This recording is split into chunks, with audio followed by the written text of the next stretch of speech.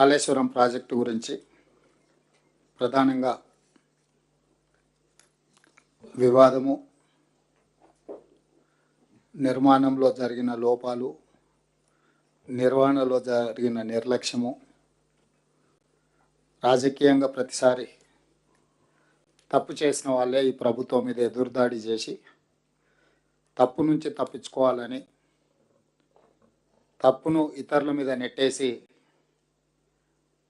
ఈరోజు రాజకీయంగా ఉనికిని మనుగడను కాపాడుకోవాలని చేస్తున్న ప్రయత్నం నేపథ్యంలో భాగంగా సాగునీటి పారుదల శాఖ మంత్రివర్యులు ఉత్తమ్ కుమార్ రెడ్డి గారు డీటెయిల్గా స్టడీ చేసి ఒక స్టడీ డాక్యుమెంట్ మీ అందరి ముందు పెట్టడం జరిగింది. ఎందుకంటే ఇది ఈ రూమ్లో ఉన్న 200 మంది సహచర మిత్రుల కోసం కాదు, 4 కోట్ల తెలంగాణ ప్రజలకు ఈ అంశాన్ని చేరవేయడానికి అవసరంగా ఈ వేదికను శాఖకు సంబంధించిన అధికారులు, మంత్రి గారు వివరించే ప్రయత్నం చేసింది.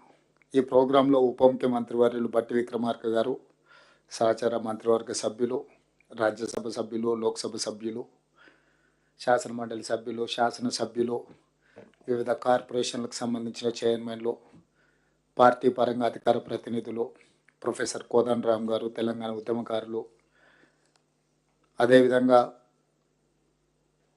నిపుణులు ఇందులో పాల్గొని కొన్ని అపోహలను ప్రతిపక్షం సృష్టించే ప్రయత్నం చేస్తే వాస్తవాలను అందరికీ వివరించడానికి with documentary evidence Uttam Kumar Reddy గారు మీ ముందు పెట్టిన ప్రతి అంశము ఏదో ఒక రాష్ట్ర సంస్థనో, కేంద్ర ప్రభుత్వ రంగ సంస్థనో, లేకపోతే నిపుణులు అందించిన కమిటీల నివేదికలో ఈరోజు మీ ముందు పెట్టడం జరిగింది. ఏది కూడా శాఖకు సంబంధించిన అధికారులు, ఆ శాఖకు సంబంధించిన మంత్రో, లేకపోతే కాంగ్రెస్ పార్టీ ఇందులో ఏ ఒక్క అంశాన్ని చేర్చలేదు. వాస్తవంగా జరిగిన అన్ని అంశాలను వన్ బై వన్ క్రోడీకరించి వివిధ సంస్థలు వివిధ రూపాలలో నివేదికలు ఇచ్చినాయి. ఆ నివేదికలను అన్నిటిని కూడా క్రోడీకరించి ఈరోజు మనందరికీ ఒక అవగాహన, అదేవిధంగా సమాచారాన్ని అందించే ప్రయత్నం చేసిండ్రు. ఈ కాంప్రహెన్సివ్ రిపోర్ట్ ప్రిపేర్ చేసి మనందరికీ అవగాహన కల్పించినందుకు పెద్దలు ఉత్తమ్ కుమార్ రెడ్డి గారిని మనస్ఫూర్తిగా నేను అభినందిస్తున్నాను. ఎందుకంటే కొన్ని వందల వేల పేజీల నివేదికలు ఇవి. అందులోకి వెళ్ళి ఏ కంటెంట్ తీసుకోవాలి, దాన్ని ఏ విధంగా మనకు వివరించాలనేది అది పెద్ద ఎక్సర్సైజ్. మీకు అందరికీ తెలియంది కాదు, మీకు తెలుసు. అందులోకి వెళ్ళి చాలా రాత్రులు వారు గడిపి ఈ సంక్షిప్తంగా ఈ సమాచారాన్ని మన ముందు పెట్టడం జరిగింది. అయితే నేను కొన్ని అంశాలను యాడ్ చేయదలుచుకున్నా, కొన్ని దీని నేపథ్యాన్ని కూడా కొంత వివరించాలనుకుంటున్నా. డాక్టర్ వైఎస్ రాజశేఖర రెడ్డి గారు జలయజ్ఞంలో భాగంగా ఆనాడు ప్రాణహిత ఆదిలాబాద్ మహారాష్ట్ర సరిహద్దులో తుమ్మిడిహెట్టి దగ్గర ప్రాజెక్టును నిర్మించి చేవెళ్ళ వరకు, రంగారెడ్డి జిల్లా చేవెళ్ళ వరకు నీటిని తరలించాలని, ఆ క్రమంలో ఆదిలాబాద్, కరీంనగర్, నిజామాబాద్, మెదక్, రంగారెడ్డి, నల్గొండ ఈ అన్ని జిల్లాల ఆయకట్టు సాగునీరు, తాగునీరు, అదేవిధంగా పరిశ్రమలకు కూడా నీళ్లను కేటాయించుకుంటూ 16,40,000 ఎకరాలకు నీళ్లు అందించాలని ఆనాడు ఈ బృహత్తరమైన ప్రాజెక్టును వారు చేపట్టి ప్రాణహిత చేవెళ్ళ సుజల స్రవంతి అని ఆ రోజు ప్రాజెక్టుకి పేరు పెట్టడం జరిగింది. 2008లో టెండర్లు పిలిచి 2009లో పనులు ప్రారంభించారు. ఆ తర్వాత కాకా వెంకటస్వామి గారు రాజశేఖర రెడ్డి గారికి, కేంద్ర ప్రభుత్వానికి విజ్ఞప్తి చేసి ఈ ప్రాజెక్టుకు డాక్టర్ బిఆర్ అంబేద్కర్ ప్రాణహిత చేవెళ్ళ ప్రాజెక్టుగా ఆ రోజు నామకరణం చేసే విధంగా కాకా వెంకటస్వామి గారి విజ్ఞప్తి మేరకు ఆనాడు ఉమ్మడి ఆంధ్రప్రదేశ్ ప్రభుత్వం దీన్ని డాక్టర్ బిఆర్ అంబేద్కర్ ప్రాణహిత చేవెళ్ళ ప్రాజెక్టుగా పేరు మార్పు చేయడం జరిగింది.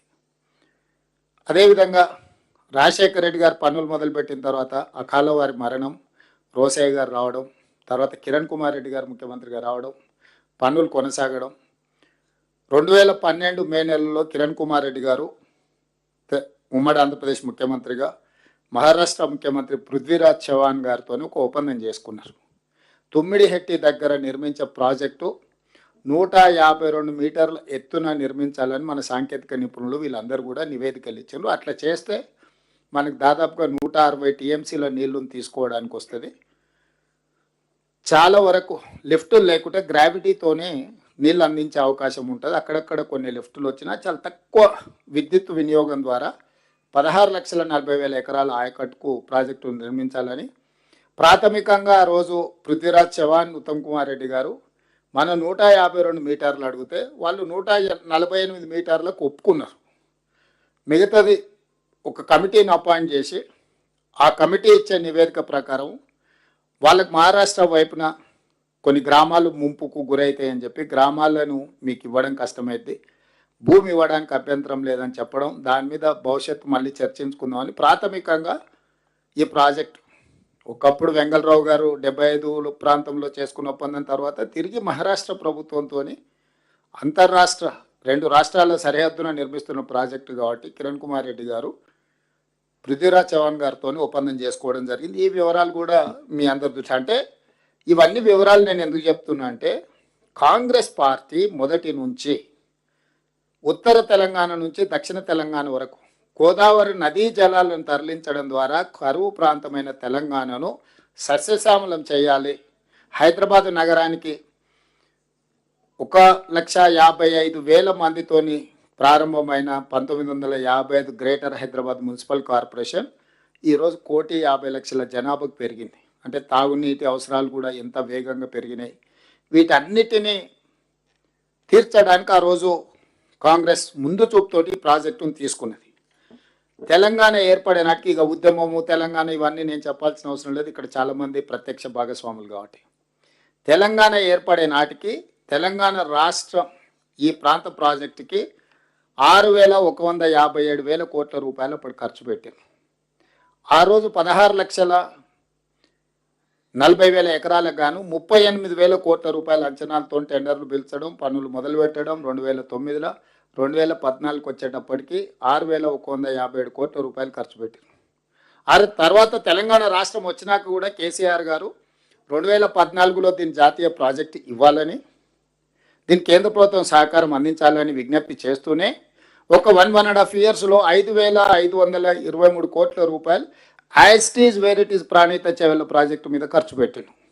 టోటల్గా 11,670 కోట్ల రూపాయలు ఖర్చు పెట్టిన తర్వాత